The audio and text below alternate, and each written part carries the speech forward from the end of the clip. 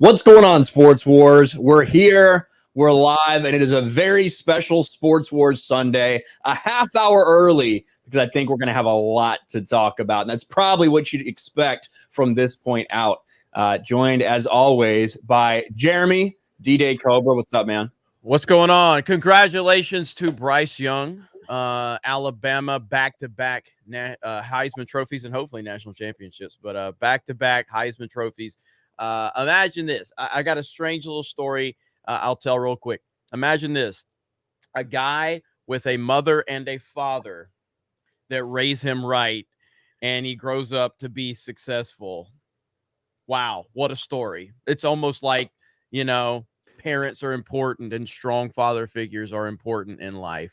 Well, Colin Kaepernick had that too. Didn't work out so well for him in the end, but and we had some technical difficulties, but I think John is back. What's up, John? Had to reboot the whole computer. That's all right. You're here. What's up, John Matrix of Black and White Sports? I am good, getting the last few things set, and I am good to go. All Perfect. Right, he's here. Nice. And now we have another John. A John we've been waiting for a long time to have on this channel. There might be a little bit of arguing today. Maybe a little. We got, listen, Bostonian, Patriots fan. Oh, look, he's got the gear ready to go. John Bartolo of the John Bartolo Show. What's up, buddy? What's up, guys? Dude, big shout out to the Geeks and Gamers. Appreciate it. Hey, man. Hey, I'm rocking my cup, my John Bartolo Show. I be representing. And look, you guys got to forgive John. He was hanging out with a few people you might have heard of. He hang out with Dana White, just a normal day for him. We had fights last night, Jeremy. Yeah, I know it. So there's some good fights and some surprising results last night. That's for sure. And we're going to get a little bit of UFC 269 and the UFC in general. But John, for those of you who don't know, haven't seen the show, give us the elevator pitch. What's the John Bartolo Show and why everyone should be listening to it? Hey, to everyone at Sports Wars, it's an honor. The John Bartolo Show is a podcast that airs everywhere podcasts are heard, and particularly on YouTube. And I believe we syndicate into Odyssey and the Warrior Poet Society Network, among others. It's just a show about people that want to be more capable, whether it's in life and in business practices and all things. And we enjoy talking about freedom, the Second Amendment, freedom of speech, everything that I think should matter to everyone, all things important. And I've been lucky enough to have you guys as guests. And hopefully one day, maybe I'll get John Matrix. Maybe, if I'm lucky. Yeah. There you go. Nice. John's a Texas man. I know he cares about all of that stuff as well. So that'd probably be a good fit. But John, we talked about it. You were at the fights last night, as you are so often when anything's going on in Vegas. You've got a really close relationship with all those guys in the UFC. And hell of a fight night, especially that Amanda Nunez upset that we saw. Well, I mean, really, you guys, where do you begin, right? The fight card was loaded. It was an action-packed night. You had Jared Leto, Halle Berry. The whole crew was there, David Spade. It was a wild night, and everybody was going to check out the fights. I think the UFC has proven what it can do and the content that it can create, blowing through COVID, and Dana White, under its leadership, being able to accomplish all those things. The fight card was stacked. You had a huge upset in Juliana Pena versus Amanda Nunez, who everybody assumed was completely unbeatable. And if you saw her in person, you would think the same thing. Kayla Harrison from PFL was standing up in the front row freaking out because she probably missed her opportunity to unseat the queen. I mean, she was amazing. And it was just a tremendous fight. I may have booked Kayla Harrison for the podcast. Stay tuned. You'll see how that goes. So that was considered going to be maybe the dream matchup coming out of that. But Juliana Pena shocked the world, and you can't take anything away from her. She hit Amanda right on the button, and you could see it. She was wobbly. The crowd stood up. I mean, it was amazing. You had kind of a little bit of a letdown in the Poirier fight, but I mean, I think that's the one to analyze the most because Poirier, I think, beating Conor created that air that he was the guy, and Charles Oliveira, just came in and said, no, not tonight, which means Leon Edwards is going to be the next to step up in that division, and he has to get his shot. But you have all the other stars lurking.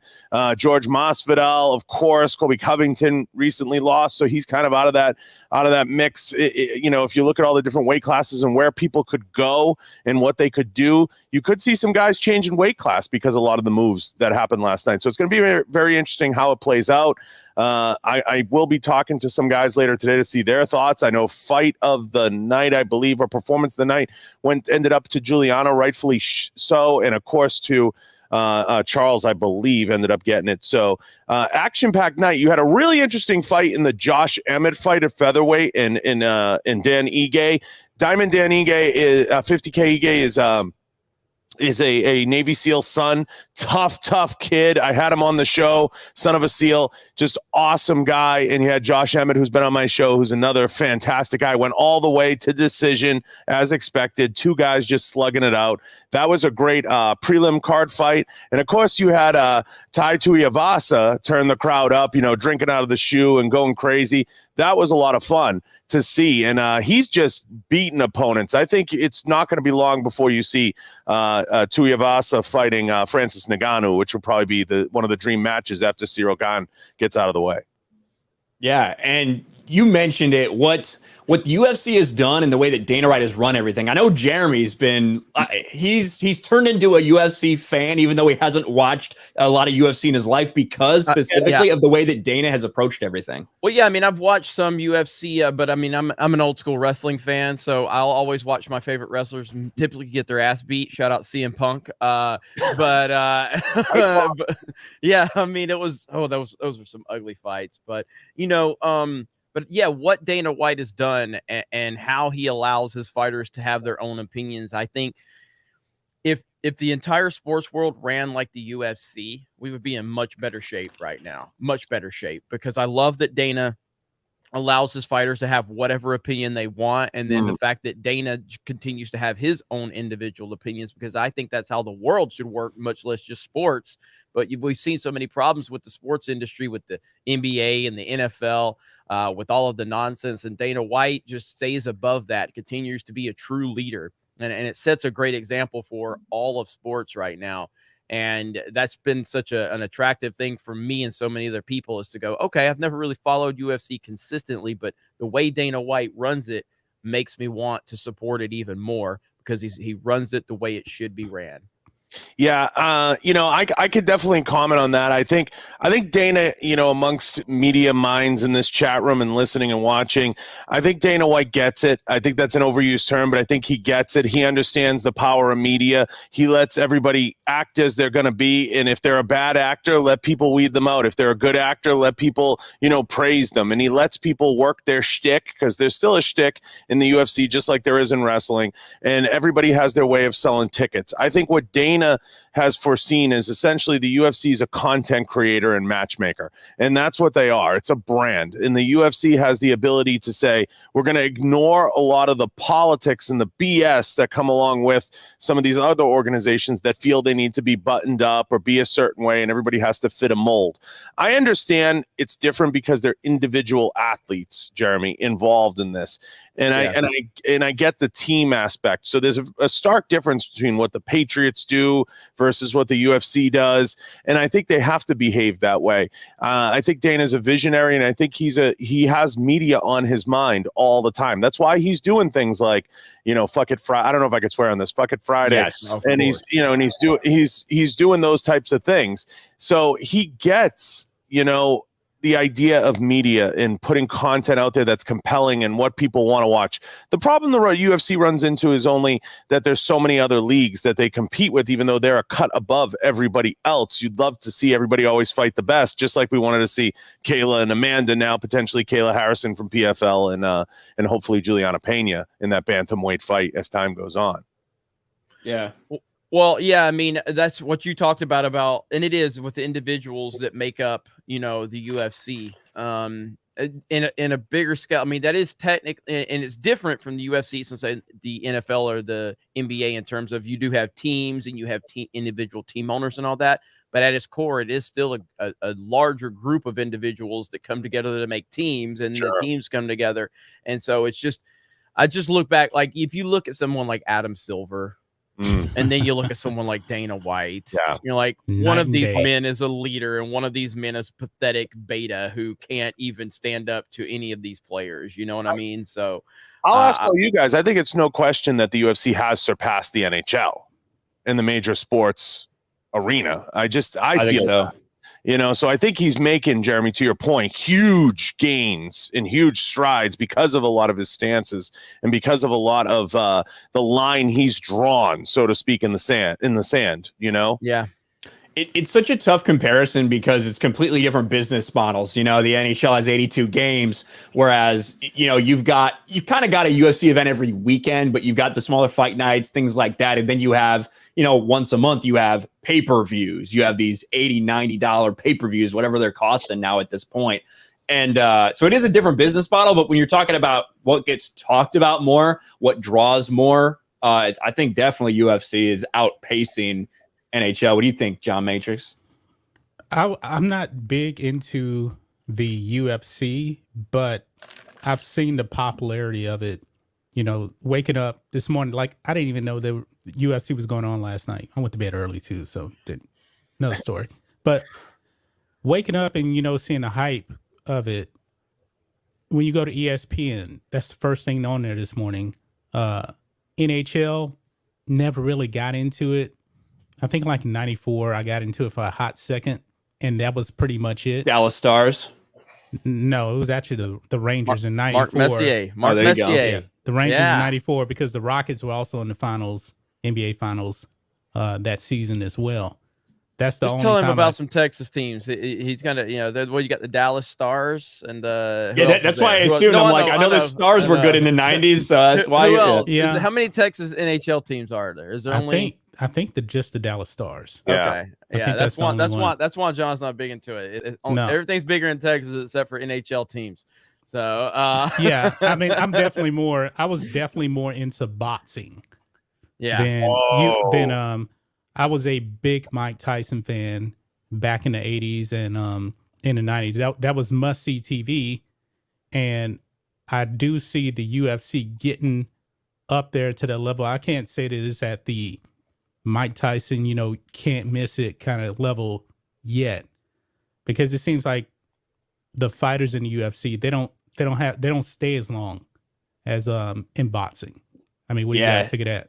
Because you get, back when you had, Ronda Rousey doing her thing and Conor coming on the scene, and that was kind of simultaneously almost. Chuck Liddell, that was pretty massive in terms of, for me, who never got into boxing at that time. I would go to a Buffalo Wild Wings and the place would just be fucking packed because everybody wanted to see Ronda, everybody wanted to see Conor, and the energy in there was unbelievable. And that, I think, might not be. I actually think, even though UFC's bigger, I don't think you have individual fighters that have pop like that now. But you have a lot of depth in their talent right now. Well, how big was Brock Lesnar when he was the guy? Like he was a pretty big pull. Was he a bigger pull than Conor at Conor's peak, John, or was Conor the bigger pull? I think Brock's a huge draw. I think he's a tremendous draw. Is he the same draw as Conor? No, they're different. And to answer John Matrix's question, not that it was a question, and what Ryan was touching on, I don't think the UFC's had a Mike Tyson yet. And that's what makes Tyson unique.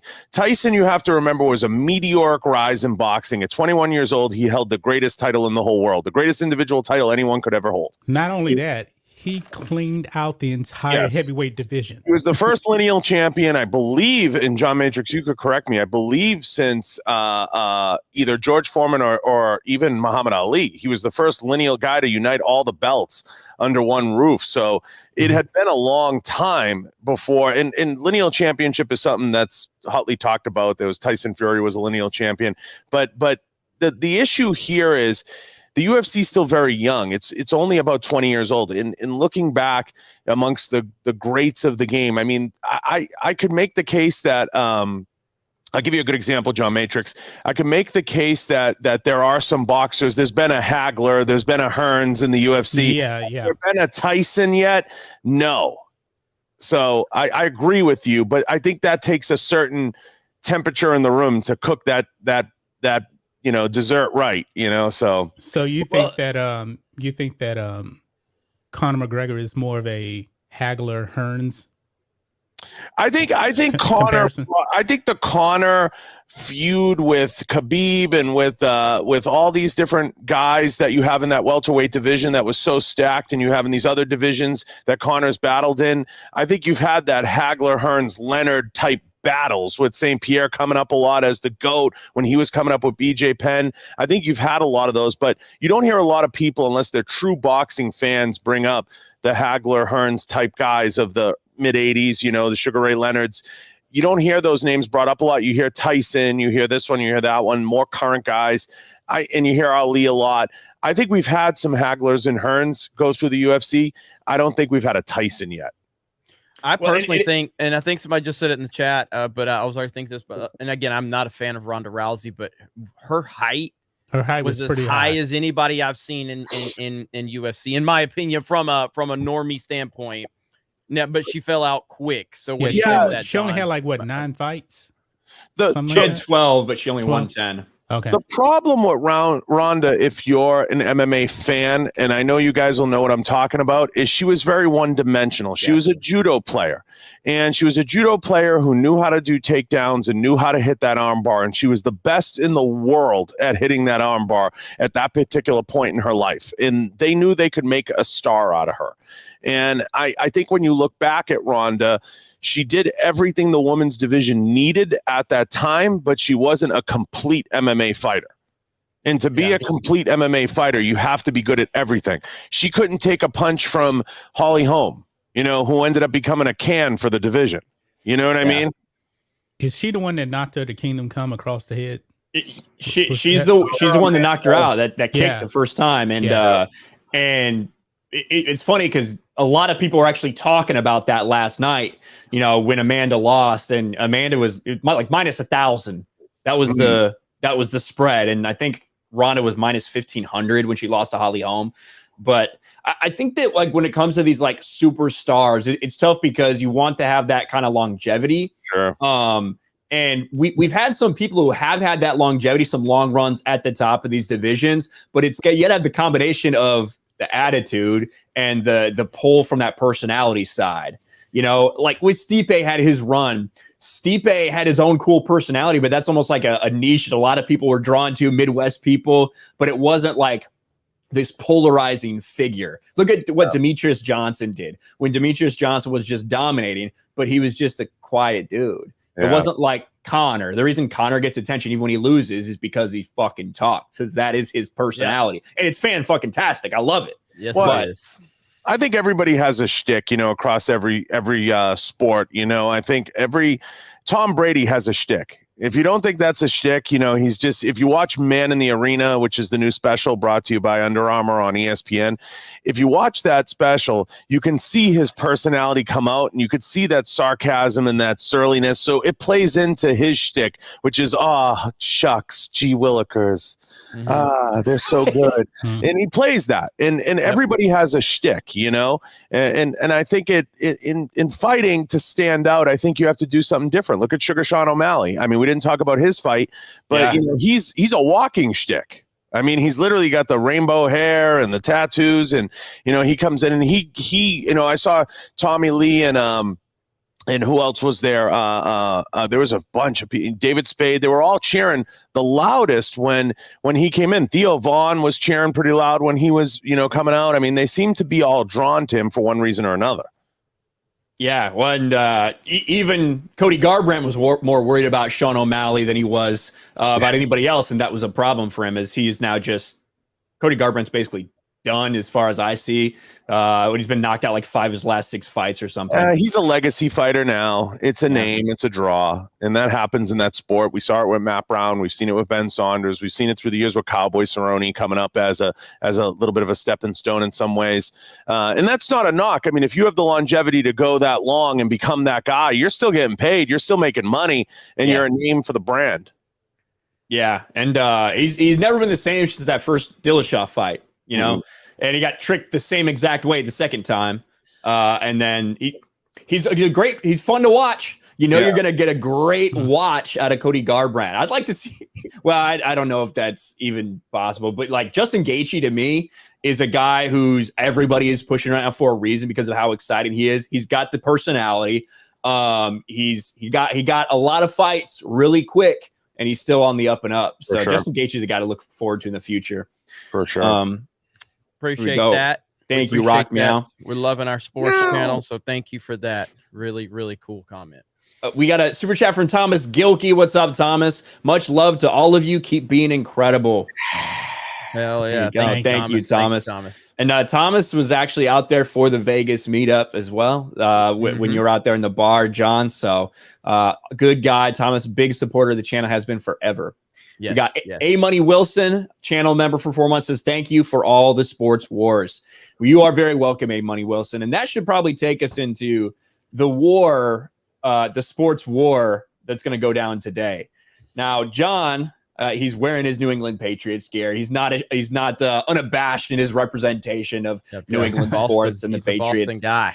And listen, these guys got into it a little bit last time we were on the John Bartolo show about Tom Brady and the Patriots. Jeremy, why don't you put out your let's get your opinion out there on the Patriots. Now, it might be a little bit tougher to sell with this season they're having now than it was before the season started. Not really, because Tom Brady still has the ring, and Tom Brady's the sole reason that the New England Patriots were the biggest dynasty in the history of the NFL. It's not even close. Belichick has a losing record without Tom Brady, and Tom Brady has the Super Bowl championship without Belichick. Brady also has the same exact winning percentage in college at Michigan that he had as an NFL starter. So the proof is in the pudding. Look, I love Belichick. I respect Belichick. Half of my fantasy team is the damn Patriots this year. That defense has won me a lot of games this year. What did it give me when I played you? What, like 30 points? Like 30 points because they're playing some retarded team. So yeah, I think Belichick is great, but I strongly feel like in the NFL, to be an all-time great coach, you have to have an all-time great quarterback. You Absolutely. Just do. Like, you're not going to win without the quarterback. I don't care who you are. And we've seen what Belichick is without Brady, and we saw what Nick Saban was. He's basically Belichick without Brady is Nick Saban in Miami. You know, it was a struggle for Nick Saban because he had shitty quarterbacks. That's why he wanted Drew Brees. But, yeah, I think Brady is the single most important piece to that puzzle by far. And that's been a debate for a long time. And I think it's a valid debate. I think that, you know, you look at what Belichick's done this year, and it's very impressive. I will say, though, they have played a lot of bad teams the last 6 or 7 games that have really made them look good. But once Mac Jones, who I'm an Alabama fan, when Mac Jones got drafted, I was not big on Mac Jones coming out of college, even though he won us a national championship last year and didn't lose any games. I didn't feel like Mac Jones was going to be a NFL-level starting quarterback, but until he got drafted by New England. And it's not because just he got drafted by New England. It's because when he got drafted by New England, I knew that Nick Saban told Belichick, because they're really tight. There's no way Belichick takes Mac Jones without Saban signing off on that early, because Belichick never takes quarterbacks that early. So my hard stance on this is Brady. But he really needed a quarterback, and there's no doubt about it. He needed a quarterback. He definitely did, but still, Mac Jones had, like, Saban had to sign off on it. You know what I mean? And so, but yeah, so me and John kind of went back and forth on this, and now I think it's more of a debate than it was last year, because now the Patriots. Is there a chance we could have a Patriots Buccaneers Super Bowl this year? Yes, that'd be great. It'd be great. That might happen. That might happen. So I'm gonna let John have the floor, our wonderful guest, as I sip out of my John Bartolo cup. So you said a couple things, Jeremy, that totally contradict themselves and make absolutely no fucking sense. You can't applaud Brady for being the best quarterback and the tip of the spear and all those things and not applaud Belichick. He's going to be the most notable Hall of Fame coach with the least Hall of Famers. Okay, he's managed to cook a really good recipe and draft really well through the years and put the pieces together that are very difficult to do. And he's been able to do that year in and year out. If you go back and look at the time because of Tom Brady taking pay cuts, record pay cuts. This is my time. This is my time. Let's be honest, John. Okay, no, let John go. I did interrupt him. I just want to say one thing. Go ahead. Belichick absolutely sucks at drafting wide receivers. He is trash at doing that. You have to admit that. Well, what coach is good at it? Can you name one? Well, but you use Belichick draft. You use no, Jeremy. I'm waiting. Jeremy, wait. Can you name one? He kind of got you on that one, John. So what I'm trying to say is, hold on. I'm having some technical issues here. Hold on. No, keep going. Here's the thing, guys. I think that you have the coach and the players, and the coach and the players have to work together. As far as Belichick's record, and let me just talk about that for a second. You have a history in Cleveland, okay? And in Cleveland, everybody will argue Cleveland is a 3 to 4 year rebuild. It was before Baker Mayfield got there, and it was going to be after. The Ravens team that was the Cleveland Browns team goes on to win a Super Bowl with most of the draftees and most of the puzzle pieces already put there by Belichick. And if you go back and look at the history of Belichick, there's never been a 2-year cycle where he hasn't had a team that was ridiculously competitive. How can you take that away from the guy? He's 1 year removed from a terrible season under Cam Newton, and he's already has a team at the top of the division and at the conference level competing for a bye, which is going to be the most coveted seat in the NFL this year because of the playoff structure this year. But if you go back and look, in 2004, he wins a Super Bowl. 2005, 2006, they rebuild. 2007, he probably has the best regular season team that we've ever seen. Comes back 2008, loses Brady. 2009, he's right back in the mix and winning Super Bowls going forward and competing in Super Bowls in 2010. He's never been not competitive, and he's going to prove that right now this year. Arguably, he is the coach of the year this year, and he arguably is going to have the number 1 seed. Barring disaster, he only has to win 2 out of 4 games to have that number 1 seed because he's in the catbird seat the remainder of the way, and he's going to take the whole conference, and they're going to sneak into the playoffs as the most dangerous team in the NFL, and that team looks a lot like the makeup of the 2001 team. You guys, you have Judon, who's come in and set the world on fire. You have Kendrick Bourne, who's absolutely killing it. And you have developed young talent all at the right age coming together with a strong defense. I agree that they're going to have to find an answer for Dante Hightower at the end of the year. They have to. That's why they brought in Jamie Collins to shore up the defense. But that defense is ungodly, and defense has been his staple all year. Teams can't score 20 points on them. Yeah, but I think that the Patriots, their profile kind of blew up based off beating the Bills. There is no way in hell they're going to win a Super Bowl throwing 3 passes. There's no way. Now, credit to that was an aberration. I know. Wins, John. That was an aberration. 50-mile-an-hour wins. Yeah. I'm sorry. What's that? What did you say? It was 50-mile-an-hour wins. I understand that. I get that. But you're not winning a Super Bowl throwing 3 passes. There's no way you're going to be able to do that. Now, the AFC to me is pretty wide open.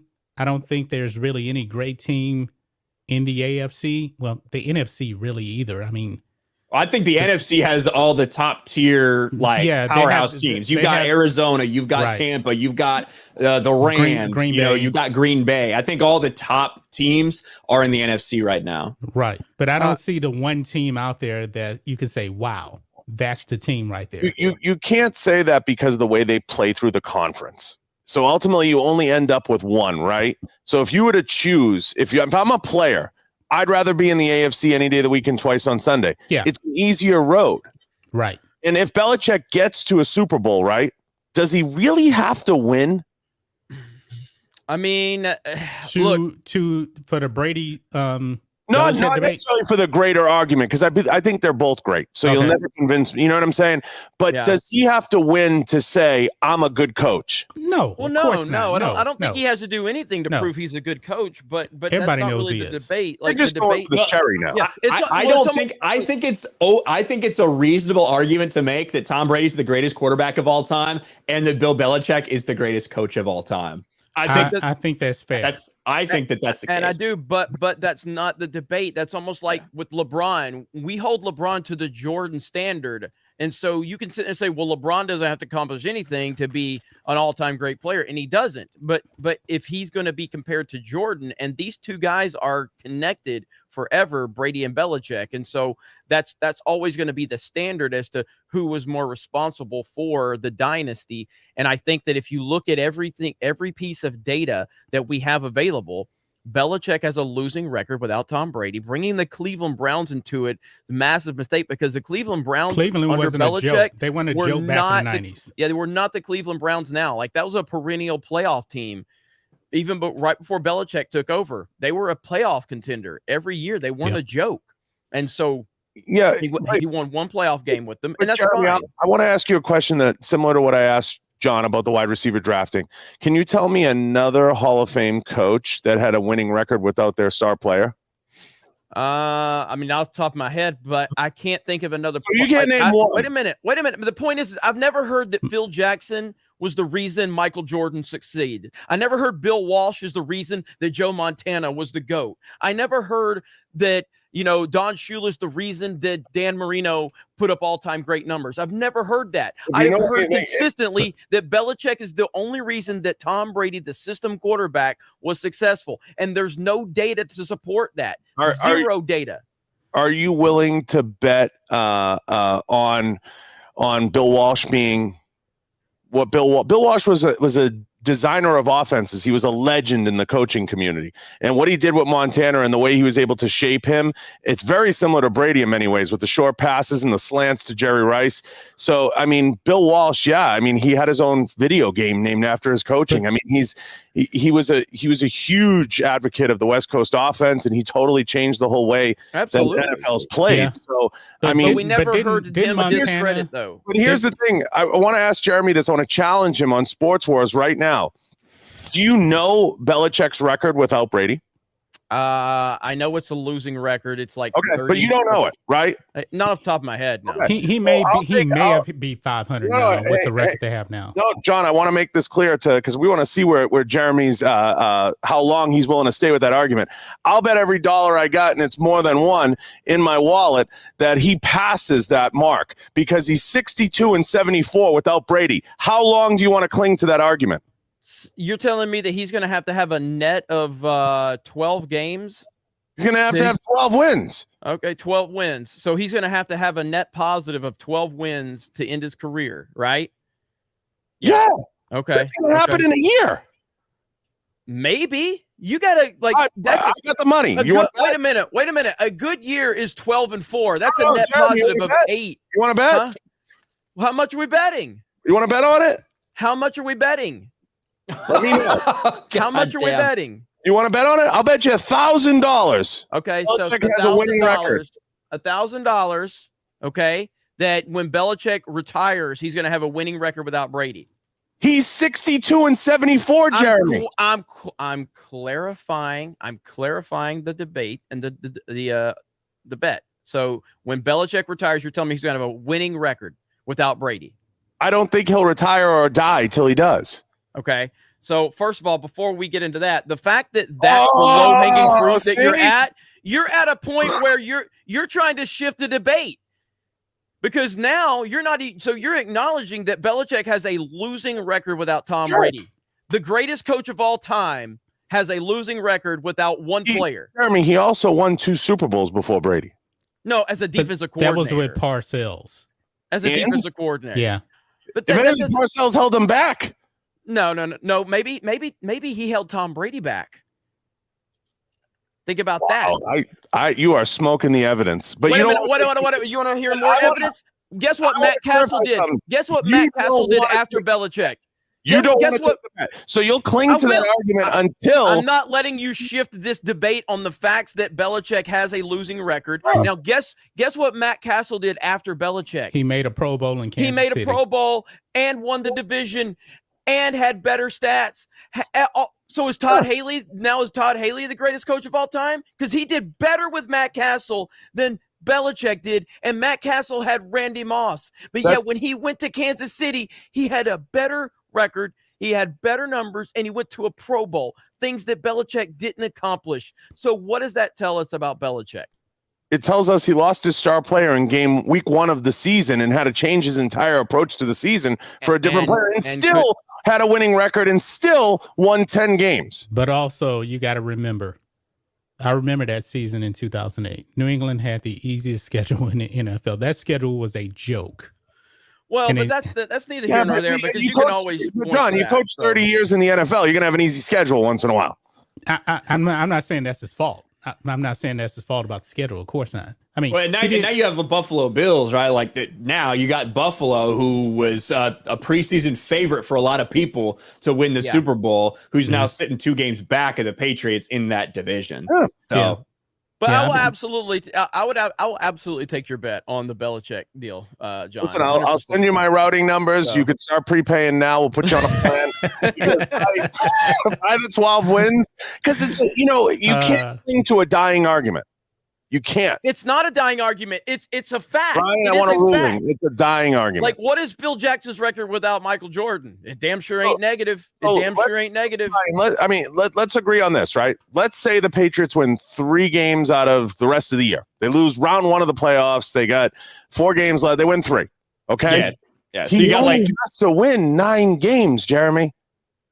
He would need a net. He would need a net of basically like 9 or 10. Not just winning 9. Right, I know, but now we got 17 games a year, so I don't think he can't go 500 in a 17-game season. He's not going to win 9 games. What are you, crazy? It's not 9 games though, John. It's got to be like it would have to be like a net of 9. So it would be you'd have to have 9 more wins than losses to be able to catch up. Right. Which he's still definitely going to do over the next couple years. That's not as easy as you think that it's going to be. Like, I don't think it's going to be a problem.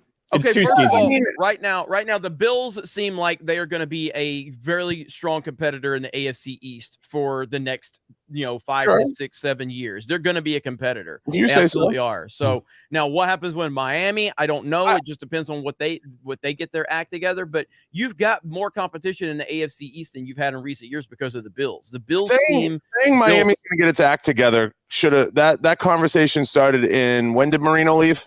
99. Just stop. Just stop. And then I know what you're saying about net, but you're talking about a 10-6 season, and you're there. But the thing is, you can't bank that they're going to have a run like they had with Brady, where they were winning.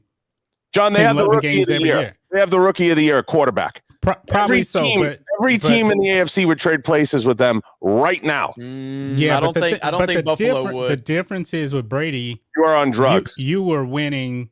You're winning. You're averaging like 12 wins every single year.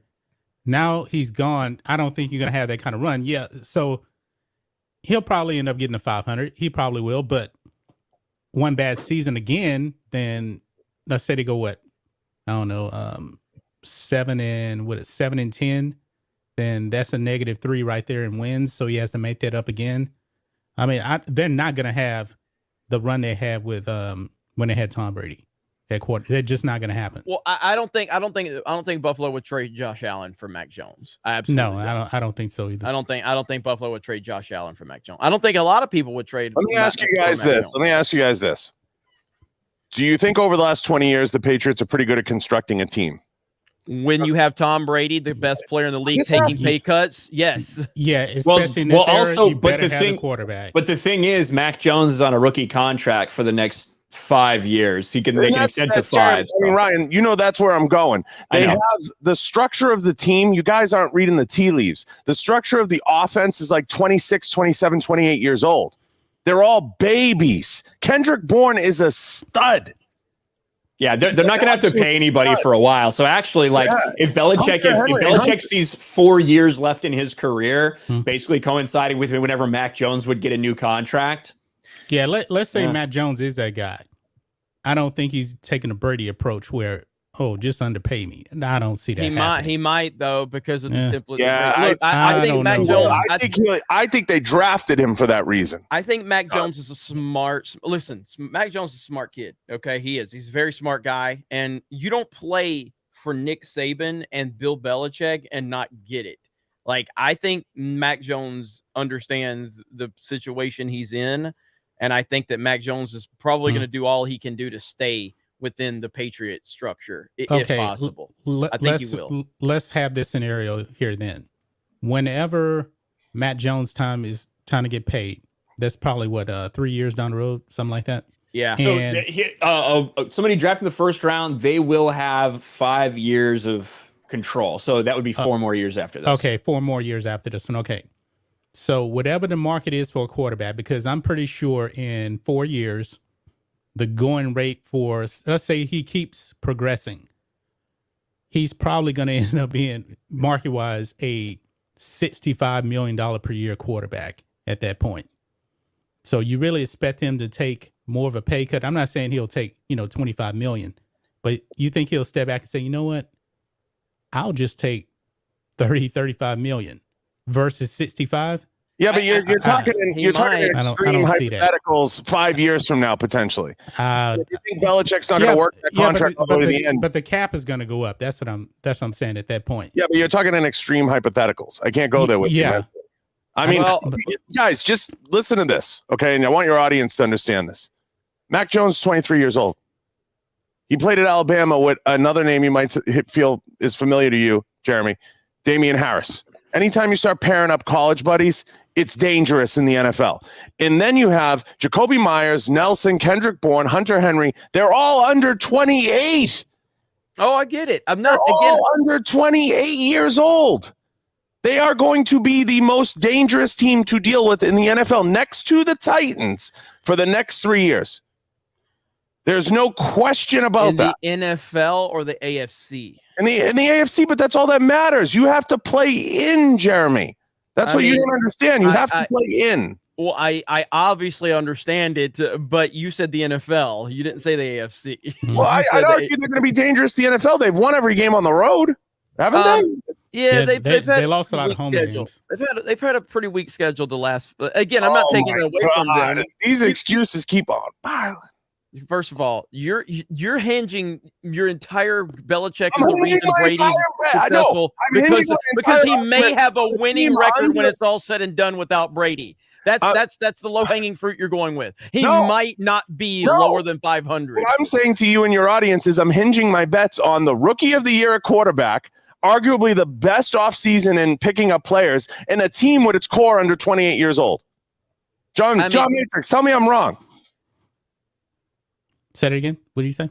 I said you're I'm sorry. I said you're betting on the rookie of the year at quarterback in the entire NFL. You're betting on an entire core offense under 28 years old, and you're betting on arguably the best offseason and pickup of players. That's going to make you a dangerous team for the next 3 years. I can roll with that. Yeah, I mean, I don't think that's a wrong thing to say, but we are talking about Brady has the one season and they've already won the title. The second season, they're looking really good. Super team, Jeremy. Where was this super team before Brady got was there? The super team? No, I'm talking about the Buccaneers that Brady went to. Where were they? What were they doing the year before Brady got there? They had the worst record in the NFL. They had the worst quarterback in the NFL. So he goes, John, they were super team. You're telling me they had a super team, the losing franchise in NFL history, and you telling me that was a super team? They had the worst winning percentage in the NFL for like 15 years. If you think the Buccaneers were the worst team when Brady got there, you guys should not have a show. They were terrible. They weren't even a contender. You guys gotta stop. They were 7-9 with Jameis Winston throwing 33 and picks, he was right? terrible. And they had all-stars at every receiver position on every level. That's not true because Gronk came there. Why? Because of Brady. AB came there because of Brady. Leonard Fournette came there because of Brady. None of those players were there before Brady got there. That's not true. They came there for. Yes, it is true. What he's saying is Mike Evans and Chris Godwin were there. Ryan, okay, that's fine. But Mike Evans and Chris Godwin are all pro talent. This is your super team right here. This is your super team right here. Brady got there 2020, 7-9 year before, 5-11, 5-11. Click on the roster. But the point is, where's the super team? If you are a super team, you won't have 5-11 records. Brady even came out and said, you guys, he said, I went to the Bucs because the culture and the team was ready. Oh my God. Of course. Wow. What did you think he was going to say? I came there because they suck donkey balls. Like, of course he's going to. You just said he's a G. Willie Waller, that guy who's like, oh, wow, I'm just here to play on a. Tom Brady came there. Since 2009, they've had 2 winning seasons before Brady got there. Since 2009. But that's a super team. 100%. There was not losing his franchise in NFL history prior to Brady getting there. I can't go with you as super team. I can say the reason he went there for the same reason Peyton Manning went to Denver, right? Denver was a place that had a shit fucking quarterback, but they had a great defense and a lot of weapons on offense, right? Yeah. Already built in. You are correct. You are correct. You won't get this on ESPN. That's why we're here. That's why we're here. Yeah, and so when he went there, that did, of course, when Peyton went there, you're going to have some veterans who want to be a part of that as well and see that team that he's created. Gentlemen, the 2019 team that had Jameis Winston had O.J. Howard, Godwin, Mike Evans, as their core offense. Mm-hmm. And you cannot tell me that the bones of that were a better deal than staying with the Patriots. Wait a minute, who's the GM of the Patriots? Belichick. Okay, so why didn't he have a good team if he's the GM, if he's the greatest of all time? Like, they were terrible, and Brady wanted better players, took contract cuts over Jeremy, the last Belichick left him with bare bones. The last Patriots team that Brady was on, the team was 100 years old. Okay, they were all aging out, and they all reached a point, and they couldn't replace them fast enough. That's not how the NFL works. That's why you're always going to see 2 or 3 year dips because they have to battle back.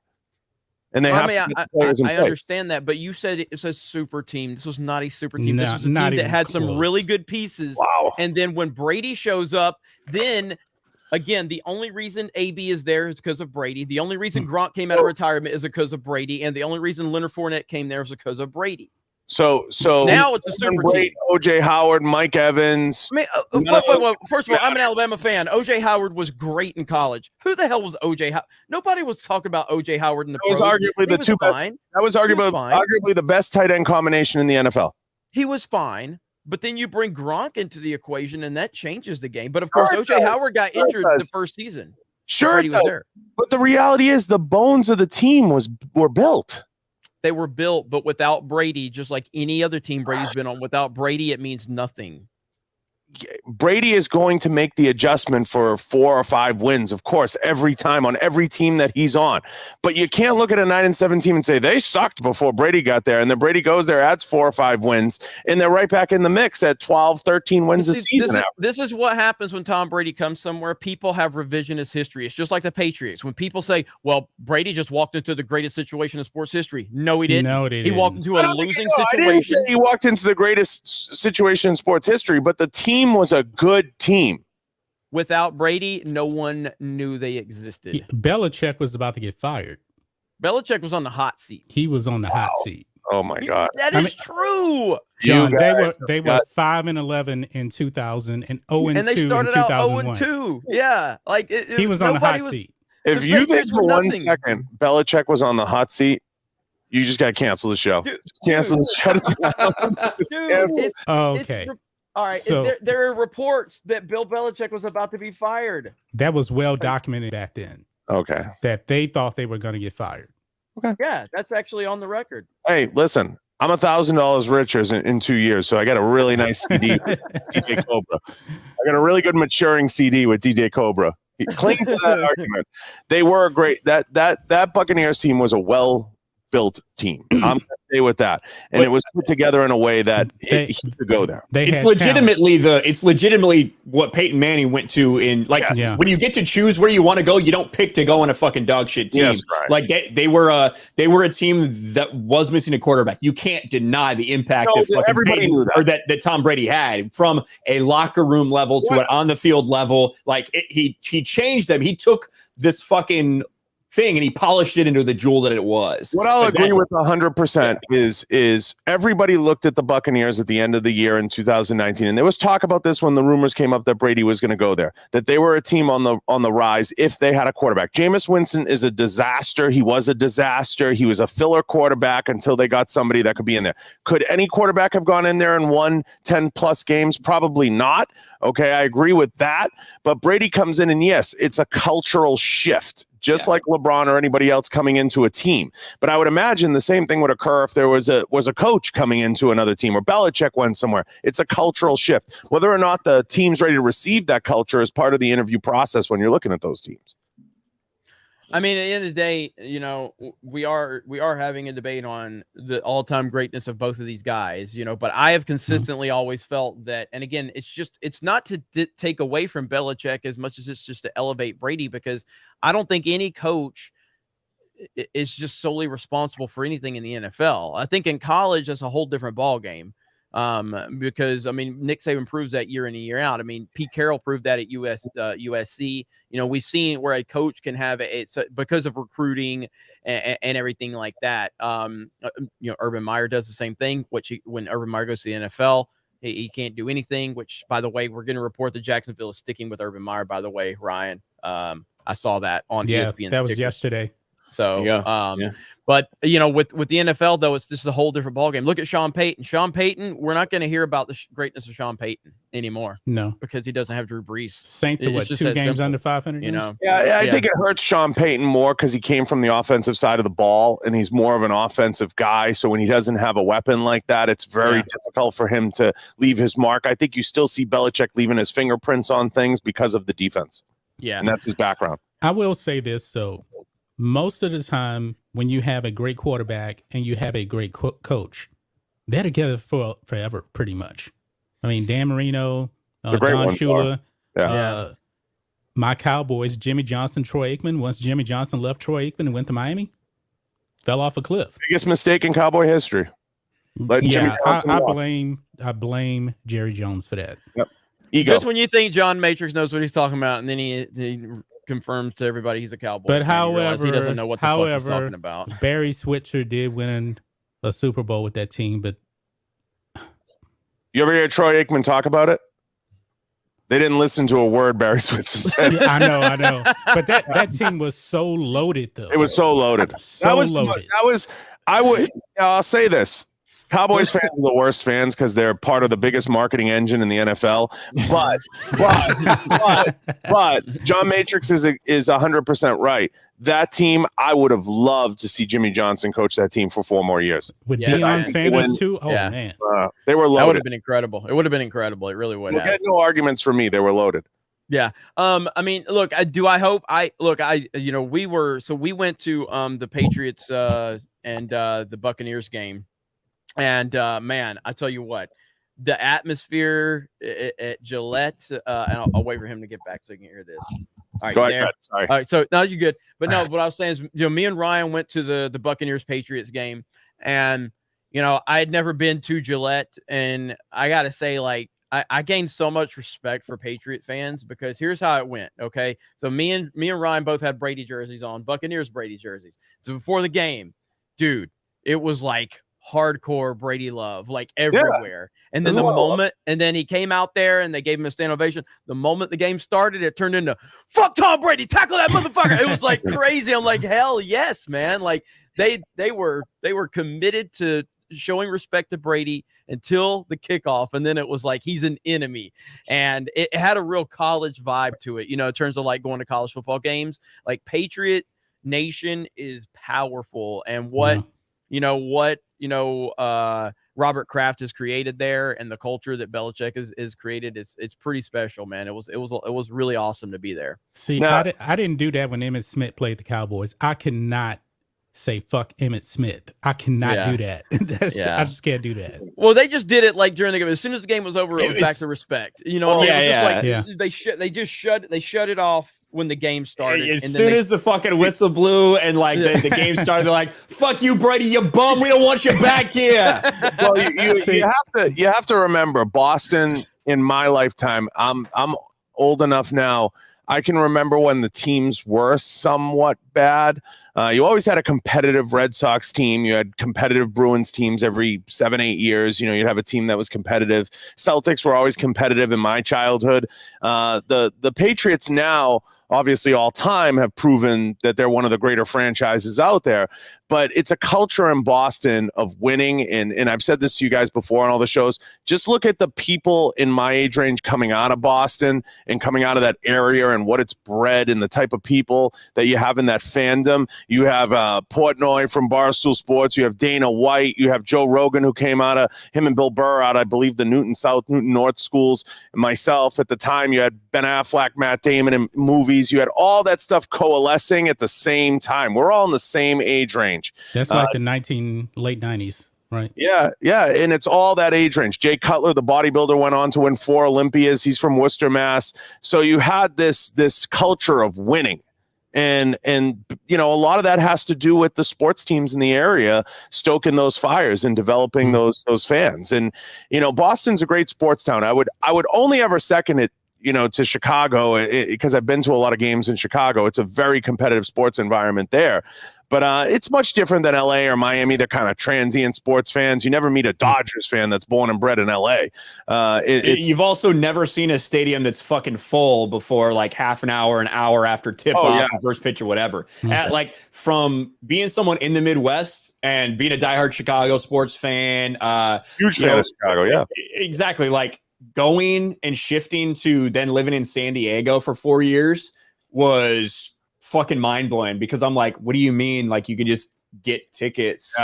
What do you mean people just don't show up? What the fuck is this all? Even like, it's like, they're like, oh, the Padres are terrible. It's like, bro, I'm a fucking Cubs fan.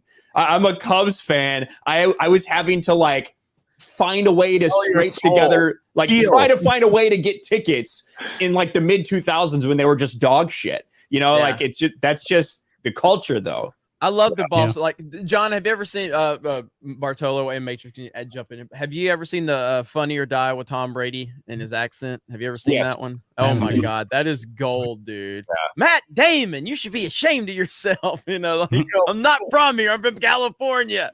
It's so good. When you have that stew cooking in a metropolitan area and you have all those people coming out of it, banging the drum, it's going to be, really magical and special for a while. I don't know that they continue it. I think every sports team, every sports town rises and falls. That's the ebb and flow of sports. But I think the culture that they built is really a cool one. I think I have all the respect for Brady. I don't want anyone on Sports Wars to think I'm a huge Brady fan. I think he's the greatest football player that ever walked the planet.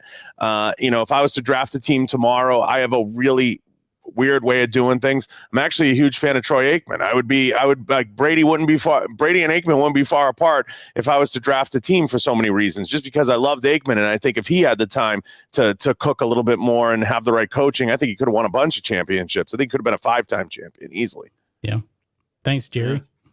But I got to say, being out here in Houston, no matter how bad the Texans are, these people out here in Houston are insane for the Texans, no matter how bad they are. And I'm a Cowboys fan in Houston, and I wear my Cowboys jersey. I get shit all the time, no matter where I go in Houston, if I'm wearing Cowboy stuff. Yeah, I mean, it's not like there's 70 years of history behind that or anything either. Only 20 years, and I've been to NRG. When they suck, that place still have 80,000 people, no matter if they're 0-16. Doesn't matter if Tyrod Taylor's out there. They're going to be there. No. Because you got to remember, man, the history of Houston football, when the Oilers left, the fans were pissed. I mean, big time pissed, because out here, the Oilers, man, you still have a bunch of Houston Oilers loyalists. They just love the Oilers. Yeah. And Houston never got over that. And Houston's got a great history of football. I mean, a shame, a sin for the Deshaun Watson thing. I mean, rightfully so. But they were on the cusp of, I think, something special at that time. And you look back at the Oilers. I mean, some of the most underrated players came out of the Oilers ever. And that move kind of, John, got overshadowed by the Cleveland move. And it shouldn't have been, I mean, because the Cleveland one was so big, it was so shocking to everybody. But I think you're absolutely right. I think Houston has a really rich culture in sports, for sure. Yeah. And people, they don't want to tear down the Astrodome. The Astrodome is still there. The Astrodome has a lot of people that don't want to see it tore down. And driving by, because it's right next to NRG, it looks so tiny next to NRG. But when I was a kid going to Astrodome, that was like the largest arena I've ever seen. That was like the 8th wonder of the world, the Astro. Like, that was crazy at the massive, time, man. If you played a high school football game in there, you made it. Yeah. Like, that was like, you made it. Yeah. Man, talking about the Houston Oilers, though, man, that's just Texas as it gets, man. And Warren Moon was such a beast. And I really wish the Houston Oilers were still a thing, because that Bum Phillips. So, yeah, Bum Phillips. Bum Phillips, man. The Phillips boys. Yeah. I mean, they're right out there from Beaumont, where I'm at.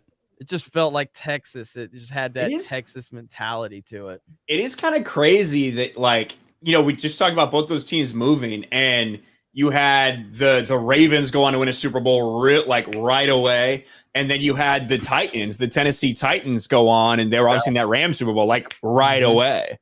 Yeah.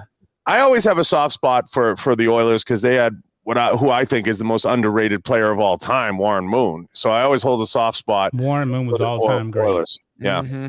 Yeah, he was a machine, dude. He was a machine. I mean, that dude was just putting up ridiculous numbers.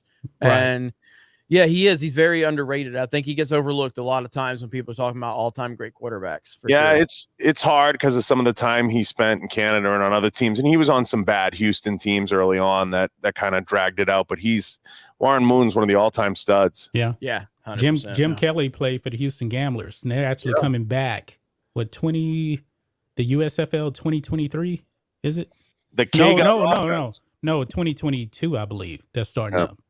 So we got to run through some of these super chats, guys. We had some great conversation today. Yeah, it's been worth it. It's been good having John here, John Bartolo here, and we've been wanting to get him up for a while. You guys don't understand. John has done a lot for Geeks and Gamers since you know Ryan, initially came on his show, and obviously Ryan didn't embarrass us, and he actually made us look really good. So then John's like, okay, this guy's actually pretty cool. Let me look into these guys. And John's opened up a lot of doors for us. We were just chilling with John. What UFC fighter just casually strolled into his office? Cody Stamen. Yeah. He's fighting UFC 270. Yeah. So like we're at John's, and this guy just goes strolling in, and we're like, what the hell? John's awesome. So. The other day was pretty interesting, getting to meet some of the folks later at night. But during the day, I had some guests in here similar to you guys that I'm doing shows with, and I got a show coming up later today on my channel. But people were saying to me, he did race the roof. Yes, I did. So I say, to people, like, you never know who's going to walk in, right? So like the other day, Claudia Gadeja walks in, Jay Cutler, the bodybuilder, walks in. Today, I know Dana's going to probably stop by and a few other people to say hello to the group that I'm interviewing tomorrow. So you never know who's going to walk in here. One of the more interesting ones was we were hanging out one day, and I remember getting the call. One of my buddies was on the show. I think I told you guys this. An exhibit walked in. And I was like, no way. I was like, this is crazy. That's so awesome, it was the weirdest thing, seeing Exhibit walk by, like just walk by the hall to say hi to someone. I was like, is that Exhibit? Yeah. we get a lot of interesting stuff that goes on in this studio. And I'm glad I'm honored to have you guys always be a part of the things that I'm doing, and supporting Geeks and Gamers and all you guys is huge to me, because I think not only is the message strong, but I think the power of what you're doing is really important. Appreciate that, man. And mods, make sure you're dropping links to John Bartolo show over on YouTube. It is in the description as well. You guys check that description. It should have his YouTube link. You're over in Drunk 3PO coming up too. Yeah. There you go. Yeah. Drunk 3PO is going to be on there in the near future, so that'll be awesome. We do have a couple super chats from Omar Harris for 2. LeBron will never be the GOAT. I agree, Omar. Fuck true. LeBron James.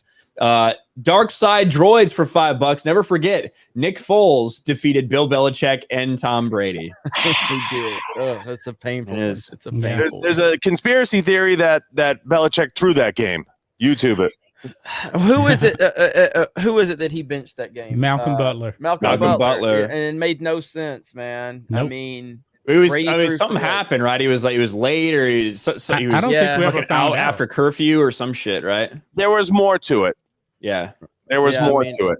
That was that was a painful game to watch because I mean, what Brady threw for like 500, but then he dropped that wide open pass, which was terrible. Yeah. Oh my god! You know what's funny? I was actually sitting down watching a game, and my Navy buddy had texted me. He's like, "Man, you think Brady gonna do it?" And I was like, "Man, how many times are they gonna ask him, to do this?" And right then he gets strip sacked.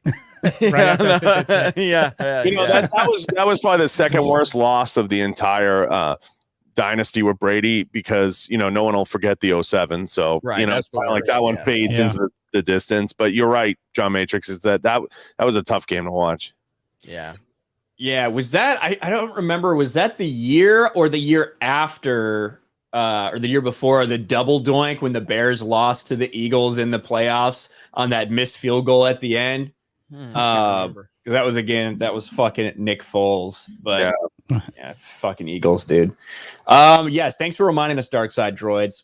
Brandon Vegas for $5. Belichick is 62-74 without Tom Brady. That includes his record in Cleveland and the Patriots games before Brady was the starter. That's right. That's the number we're going to have to keep an eye on there. Does that include this year, though? So that's updated to this year? Should be. To right now? Okay. I believe so, yeah. Austin Cruz for $5. Bill Parcells, Joe Gibbs, Don Shula, Tom Coughlin, Chuck Noll won Super Bowls without great quarterbacks. Greasy and Bradshaw were overrated. I can't buy the Chuck Noll one. Well, again, I've always said it depends what you mean by a great quarterback. Yeah, but you can win you can win a Super Bowl, but I'm saying you can't sustain excellence in the NFL without a great quarterback is all I'm saying. You can win a Super Bowl here. I agree with what you're saying. Not in the modern era, you can't. Yeah, the Bradshaw argument, he won 4 Super Bowls in 5 years. I mean, you got to be pretty good. Game's fucking different. You're not throwing 12 times a game, So obviously I think a great quarterback's going to have a little bit less impact, even though Terry Bradshaw was considered a fucking great quarterback then. Yes. Somebody had to get the ball to Lynn Swan. Yeah. Austin Cruz for $5. Oh, I just said that. Mexican Iron Man for $10. Great panel discussion. ESPN sucks. Hail Sports Wars forever. I have always hated the Patriots. I'm a lifelong Niners fan, but Brady is the GOAT, period. Yeah, I always thought it'd been interesting to see Brady in San Francisco. That would have been interesting considering how much he stuck with Jimmy. I think he was considering it. I think the 49ers wanted to stick with Jimmy Garoppolo. I think everybody wanted to see him in San Francisco because that's where his heart was. Mm-hmm. Yep. So I think everybody wanted that. It just didn't work out. Yeah. JT Gunter becomes a channel member. Thank you, JT. Appreciate it, buddy. Brandon Vegas for another $5. Tampa Bay won that Super Bowl, or Tom Brady maybe won that Super Bowl because of the defense, just like New England's first 3 Super Bowls. It's not like that. It's obviously Tom Brady had great fucking numbers and performed great throughout the playoffs, but Tampa Bay's defense is a massive reason why they went on that run. And you need all the pieces working together. Yeah. And, you can't deny that part. Citizen Lou for Mexican 10 pesos. Thank you, Citizen Lou. Pee Wee Pierre for $5. Brady shills seem to forget that the Pats always had an elite defense, and also the Bucks had a great D prior to Brady. Let me ask you this: what team won a Super Bowl where their defense didn't play good? Oh God, I can't think of one. Adding statistics to it outside of Philadelphia. It depends whether it depends if you mean played good or had a great defense, because those are two different things, if you go back to was it 2012 where the Patriots had like the 32nd ranked defense in the NFL and they lost the Super Bowl. Yeah, they lost Super Bowl. They were dead last in defense that season. But they got to the Super Bowl, and I think that was the year they lost to the Giants. Yeah, that was 2011. But I think defensive rankings can be a little bit. They're very sketchy at times because it's based on yards. Yeah. Well, yeah. So some of it's yards, but when you look at points, when you look up stuff like that, it's like, okay, Jameis Winston turned the ball over 40 times, in 2019. So that defense got put in a lot of ridiculous positions. What I mean? So the thing about Belichick's defenses, they'll give up a lot of yards, but they don't give up points because don't break. Yeah. That 2001 Patriots defense was ranked 26 in the NFL. I would say that there's a lot to unpack there. I would say that, a lot of the defenses aren't memorable. which I think is a fair statement. Yeah. There are some memorable ones that come to mind. The Bears, through the years, if you look back, there are some the Ravens were an unstoppable defense. I think once every 10 years in a cycle. I think the better argument is name me the quarterback of those great defenses. You can't. You know what I mean? So there's great defenses, then there's okay defenses. The strength of the Patriots, I think, has been a consistently good defense, albeit some bad ones that made it there because of Brady. Consistently good defense, opportunistic defense, but they had a great way of matriculating the ball down the field. And that's what caused fits, because the best way to beat a team that has a good defense is to run them off the field. And that's what a lot of them did by using that hurry-up offense. So it changed things. And that goes back to Jim Kelly with the K-Gun offense, because a lot of those Bills teams, early on, before they made the run into the Super Bowl, didn't have like outstanding playmakers. I can't name 4 players other than Bruce Smith on those defenses, but they had a K-Gun offense that was just moving faster than everybody else. I think some of the worst defenses, believe it or not, were some of the Giants teams that won Super Bowls over the Patriots. They just played out of their shirts in the Super Bowl games, and they took a lot of chances. And that's a shout out to Coughlin for being, opportunistic and having 97 defensive tackles that could rush the quarterback. Yeah. They had a system that really bothered Tom, right? And you saw that play out in the regular season and the Super Bowl matchups. And you have Jason Pierre-Paul, Justin Tugg. You have all these freaking studs on the line that can rush. I mean, I can name more players from that line than I can from that team.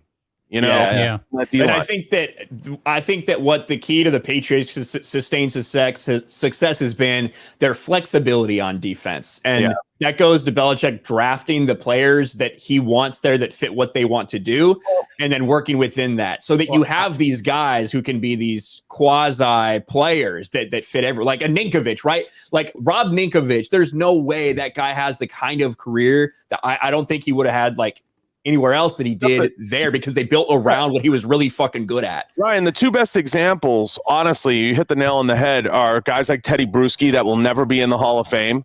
Okay, that were opportunistic guys that made plays. Guys like Mike Vrabel, who will end up being in the Hall of Fame as a coach, I'm sure of it. They're opportunistic guys that have the ability to create. Dante Hightower is very similar in that mold. He just happens to be an Alabama guy that's an absolute crusher and killer. He'll probably be a Hall of Famer, more than likely. They have to find an answer for him. There's no doubt about it, Jeremy, next year, I think. I know you're an Alabama guy. I mean, they have to find an answer to replace him at some point, because he's such a stud and he's very unsung. So having opportunistic guys on defense doesn't mean you have a good defense. It just means you have an opportunistic one. The Giants having Strahan, Tuck, Pierre-Paul, all these different guys on the D-line created a lot of opportunity for them to rush the quarterback and stay fresh. Here's the single reason that the Patriots sustained success right there.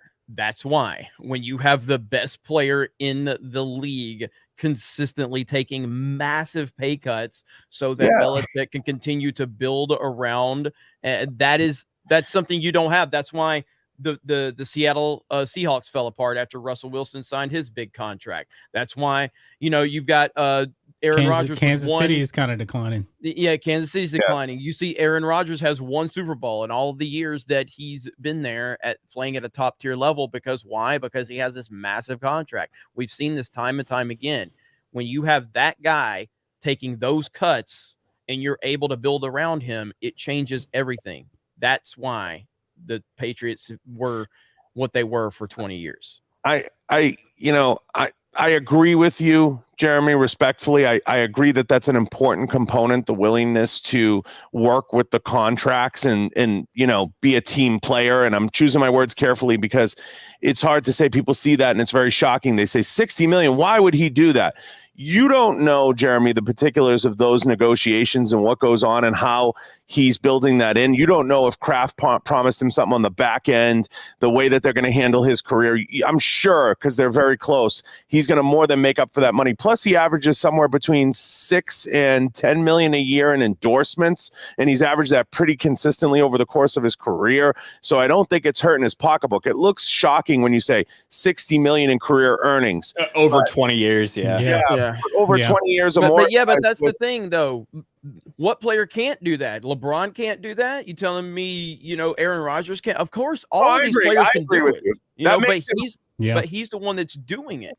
That makes him special. I agree with you. Like LeBron makes ungodly amounts and far more than Brady makes in advertisers and things. So it is that's the key. That's the key to the puzzle, right? But there. I think, being fair, using my business mind for a second, I also think Brady has a really budding brand with the TB12 brand and the things that he's doing. I think he's really interested in building out his own thing. And I think you're going to find in time, as the next 10, 15 years goes on, the brand of Tom Brady is going to be far strong, arguably, probably debatably, it'll be as strong as what Jordan's done with his brand. Yeah.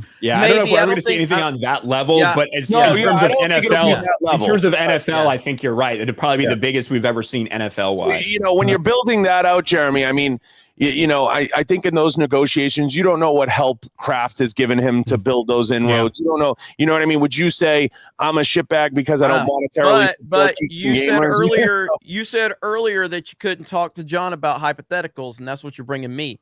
I'm giving you facts. You're giving me hypotheticals. No, I'm stating a fact. You don't know what went on in those negotiations. I don't, but neither do you. So you can't use it as an argument. Why not? I don't know. You don't know. None of us know. So you're bringing hypotheticals. In the case that he's missing out on $60 million, I don't necessarily think that he's missing out on it. But you don't know that for a fact. I do know that for a fact because he's been a team player. Why has he been a team player? We don't know the answer to that question. Right. So we can't use it as an argument. All we can use is the facts. We don't know if Kraft hit a kid he buried in a basement. We don't know what was done. We don't. We know Kraft likes to get some massages, though. We definitely know that. Okay. Leave the guy alone. That made me respect him even more. What are you talking about? He went to a touch point. I will say this about Tom Brady's taking less money. If he was in MLB's union, the players' union is so strong they wouldn't allow him to do it. But the NFL was mad. Like the players' union was mad at Tom Brady for a long time for taking less. Remember, Alex Rodriguez, the only reason he wasn't in Boston is because the union said, no, New York is giving you more money. You should go and take that. Now, the A-Rod arc, John Matrix, was a little bit like what Brady's trying to do now. If you remember, A-Rod wanted to own a piece of the teams. Remember that? That was a big push. Yeah, when they were talking about his contract, he was trying to get ownership of a piece of the teams. So you could see Alex kind of slowly came into his own with him potentially gobbling up Panini and several other brands. He's trying to build a brand now. And I think with Brady, there was some of that going on. And I think that time, effort, energy, and the support that you need to do that takes away. Like, I don't think that Brady missed out on $60 million is what I'm trying to say to you guys. I don't think necessarily he missed out on that. I think he had other things going on and he's got other irons in the fire. He still made his money. I don't think they stiffed him is all I'm trying to say. No. I think, listen, we're talking about hypotheticals. All right. I have something that's not a hypothetical right here. This is not a hypothetical. This big man is an American hero. Yes. The story that took the world by storm yesterday, starting with Big Cat tweeting this out here. I have not seen this. This is what peak athleticism looks like. On in. Well, it's a problem of being good, right? That's right. Getting down he goes. It's all about how. What's the saying in Batman It's Begins? not about how you start, it's how you finish. Is that what you're gonna say? Why do we fall? So we can learn to pick ourselves back up. That ankle doesn't look good, but I don't think it's gonna look good. To be honest, I'm not sure where the ankle's at on this, but we do. I got a little plumber's crack as he stands up, but it's all better now. Look at this. Oh yeah, walk it off. We got Steve Nash right here. All right. So this clip went absolutely viral, 5.3 million views. And so we started learning a little bit more about this big man. And listen, he might not be able to jump, but he does have a jump shot here, if you can count this jumping. Drano! That's just this guy's game. Look at this.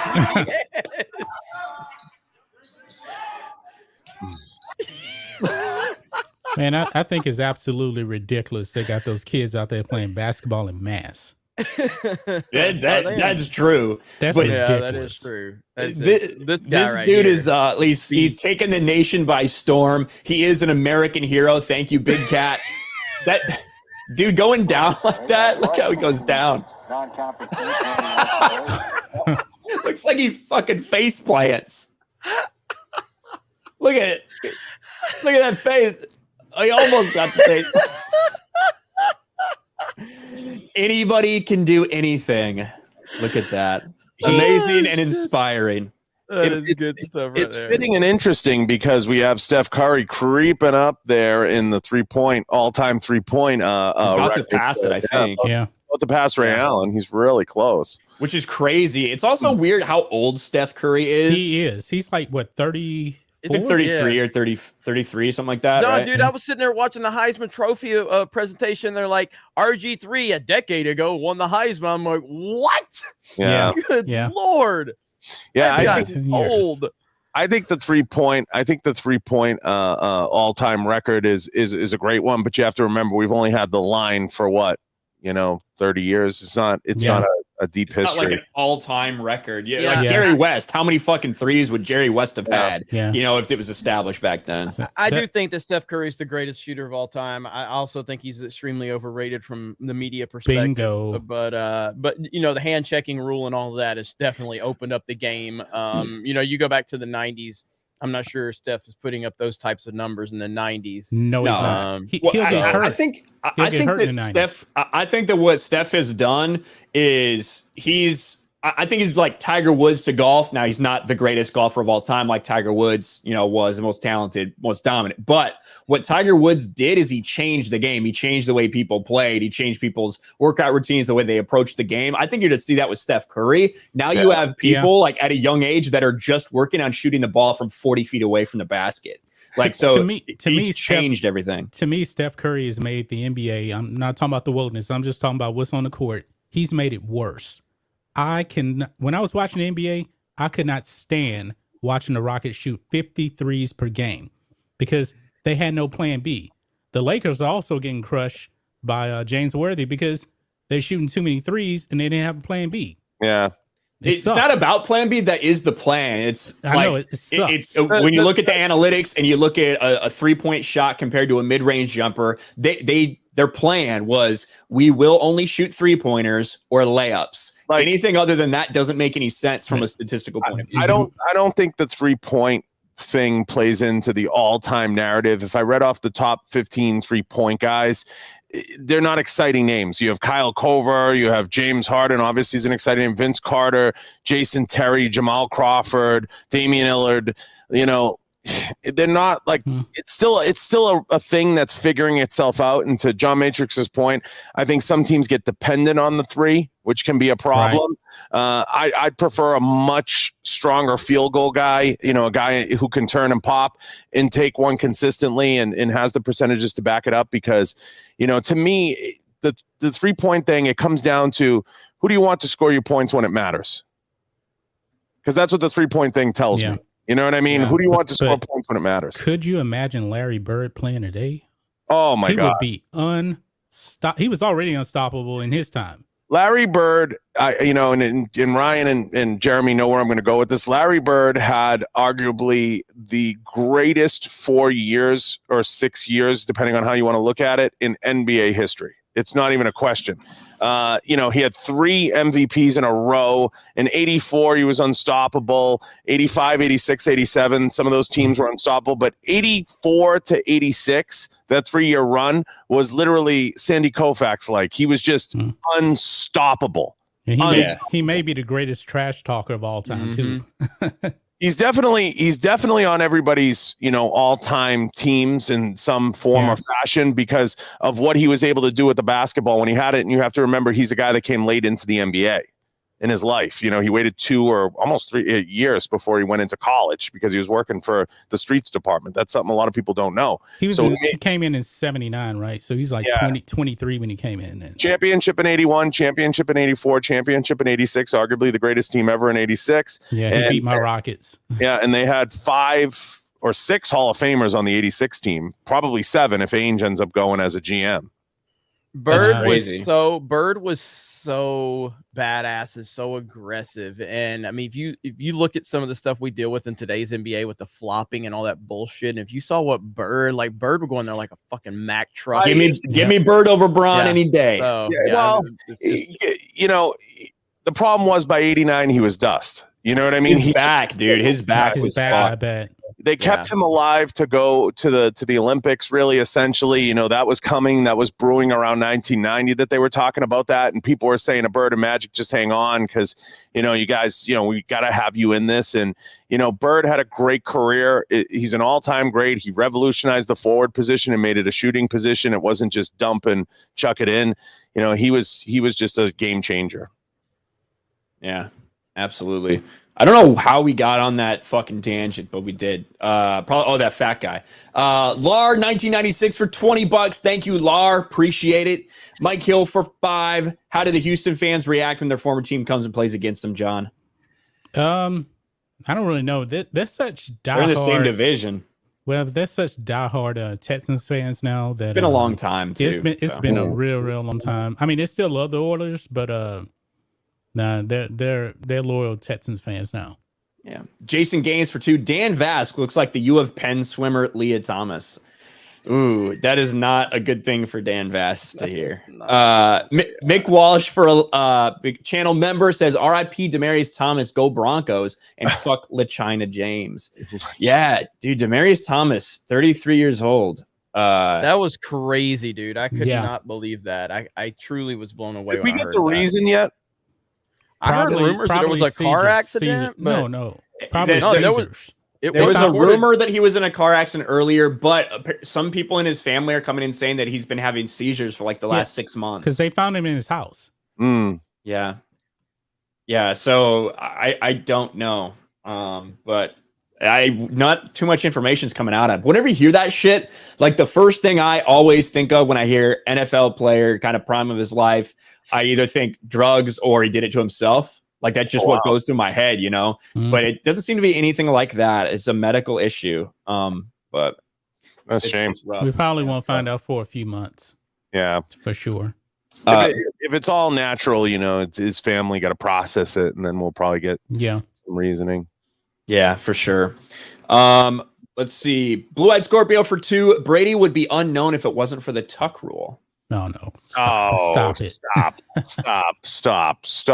Stop.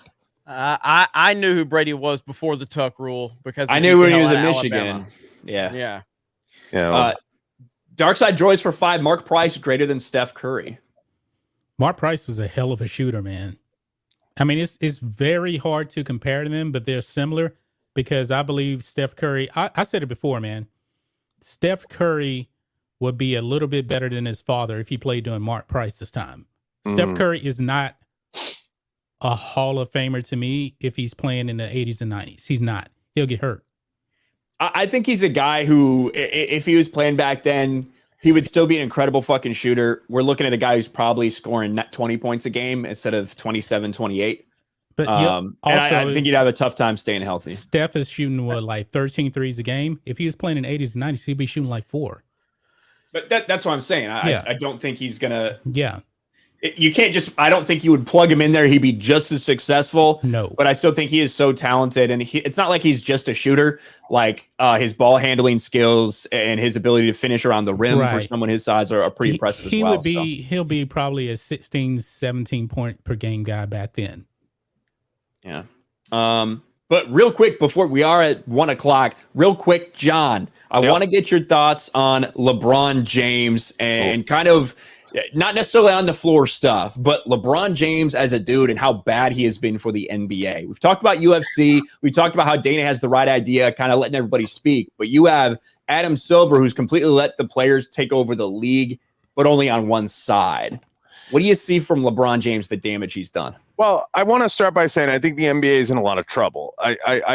I think the NBA, the way it's handled certain situations, whether it's BLM and Antifa and a lot of the different things, post-Kaepernick is how I like to refer to it, have handled the way the league functions terribly. They totally acquiesced and bended the knee to anything that the world's desires offered. We're going to do a bubble. We're going to do this. Everybody's going to wear masks. You can put whatever you want on the back of your jersey. Do it, and I think the NBA in general is on the decline. I don't see any superstars in it that people want to get behind. I don't see if LeBron goes tomorrow, who is the talking point in the NBA? Probably Giannis. There's Maybe. not really one. Giannis, Luka Doncic. But Giannis doesn't turn the needle. You know, they're great guys, and I think Giannis is going to be an all-time great, no question about it.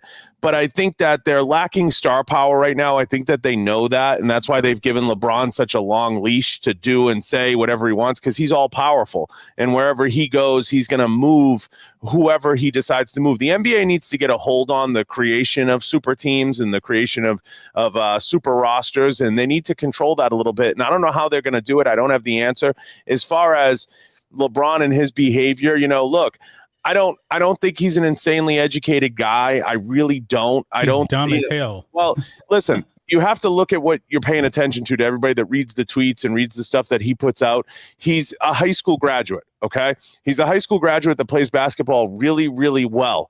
And his whole life, since he was 16 years old, he's been having his ass powdered and everybody telling him he's the greatest thing ever. I don't think he has a lot of people in his circle that are saying, hey, man, why don't you just stay away from that? Like, that doesn't make any sense. But no one's going to do that because since he was 17 years old, Ryan, everybody's been giving him cars and money and everything else and clothes. So he's like, my shit don't stink. I'm the fucking man. And he doesn't look at it. He doesn't have any critical thinking skills. Not at all. This is a guy, like, you're right. He's a high school graduate who was driving a fucking Hummer around. This dude, he is not intelligent, but he likes to pretend he is. I know those are the worst types of people there that will say, what does it have to do with graduating school? You don't have to graduate school. Okay. You don't have to graduate anything to be successful, but that doesn't mean you're going to be well-spoken and articulate all your arguments and be able to understand all the intricacies of any type of environment or anything that you're looking at. You have to remember, it's not just the school thing. At 16, 17 years old, his games were nationally broadcast. So what do you think we all played high school sports here, I'm sure, at some level or at some point. We put pads on. At 16, this guy was walking, John, at 16, this guy was walking out of arenas in high school and people were handing him keys to cars. Yeah. That was his life. He was privileged. Yeah. So do you think at any point, to all your listeners and everybody else, and the LeBron thing, stop giving him any airtime? He's literally a 16-year-old child that was handed $100 million at 18 years old, if not more. And he doesn't have the critical thinking skills to be making any decisions that you should be basing your life on, period. None. You know what I think is really bad? CNN is calling out the NBA now for China. That is really, really bad when CNN is calling you out on China. Matrix, the NBA is in trouble. Bit trouble. And I love basketball. And Jeremy and Ryan know that. Yeah. Now, this is a complete shift. I want to show this really quick because this story is massive right now. This F1 thing? Yes. And I don't understand what happened. I used to follow F1 back when I used to watch NASCAR. I have not followed F1 in a long time. All right. But this situation is like, this thing has over 1 million views on YouTube and 1 million views on Twitter already. So this was the last F1 race of the year, correct?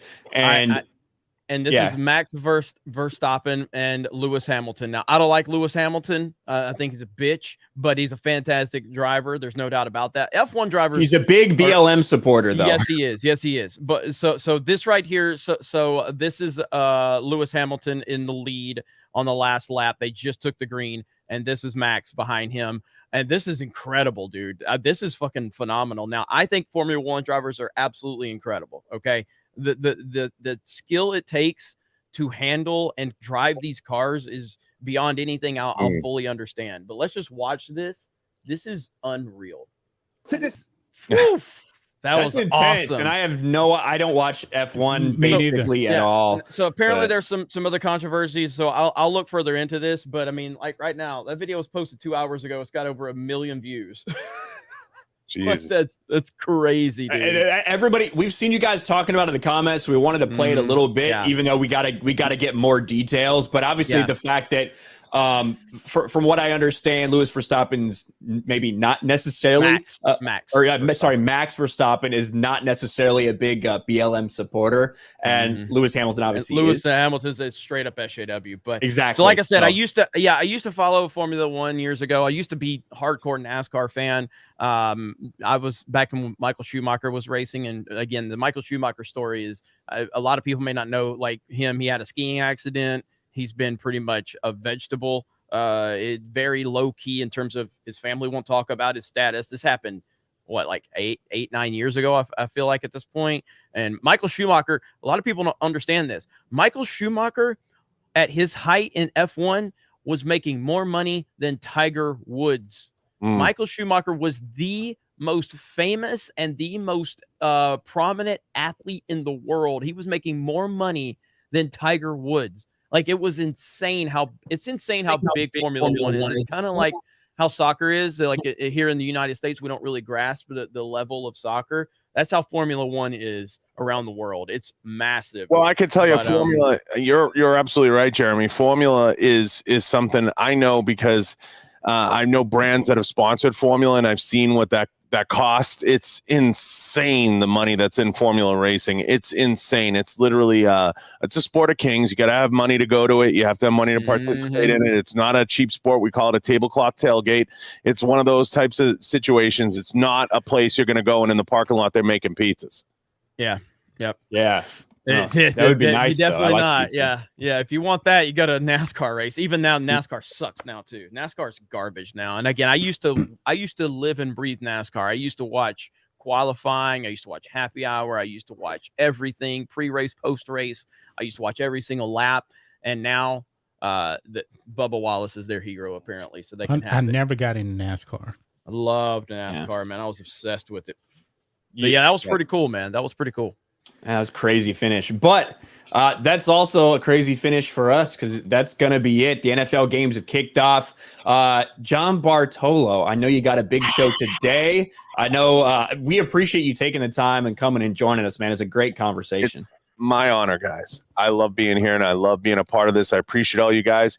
If you want to tune into the John Bartolo show, we're going to be airing in probably about an hour. I'm going to have Clint Hansen from Ballistic Advantage and his CEO Adam on. We just went to the fights last night. I'm sure we'll be talking about a lot of top secret back rooms and a lot of fun stuff that we got to participate in last night. And I look forward to the whole Geek and Gamer audience is really just amazing and everything you guys do. And I want to thank you, Ryan, Jeremy, and of course, John Matrix. Thank you. Appreciate it. Hell yeah, man. It was awesome having you, John. And like I said, I speak for Ryan and everybody on the team, but like, we really appreciate everything you've done for us, man. And we'll never probably be able to fully repay that. But even as awesome as you are for that, you're still wrong on your Belichick argument. And I look forward to making some money from you. I'm not sure there is a wrong, but I'll give you my routing numbers and I'll give you my. There's not a wrong when you live in Boston, right? So no matter what, you win.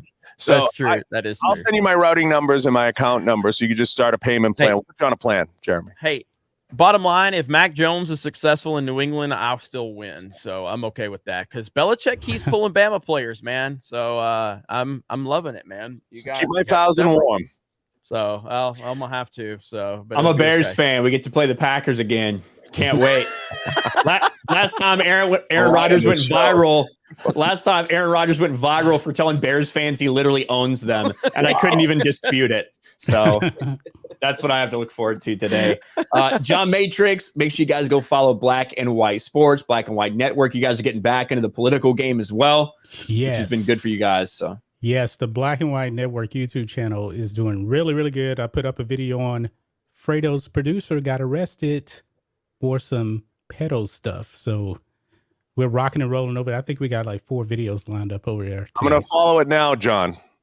Thank you. There it is. Hell yeah. And of course, Jeremy, thank you for joining us as always. We will talk to you guys next week. Peace. Bye, everyone.